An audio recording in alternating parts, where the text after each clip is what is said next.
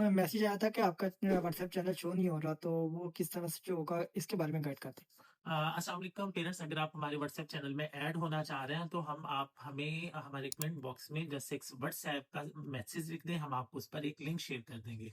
जैसे हम आपको लिंक शेयर करेंगे, आपने क्या करना है कि उस लिंक को अपनी व्हाट्सएप में वहां से कॉपी करना है और व्हाट्सएप में जाकर किसी भी एक चैट में, चाहे अपने आप को ही आप अपनी चैट ही ओपन करके उसमें उसे पेस्ट कर दें।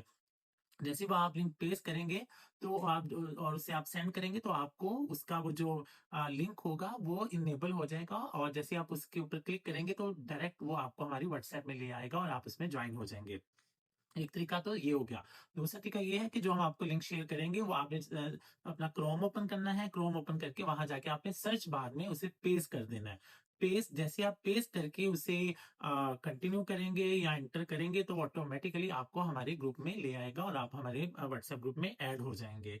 आई थिंक अगर आप इसमें ऐड होना चाहें तो आप हमें ज़रूर मैसेज करें, हम आपको लिंक शेयर करेंगे। आप इस हमारे ग्रुप में ऐड हो जाएँ। Thank you so much.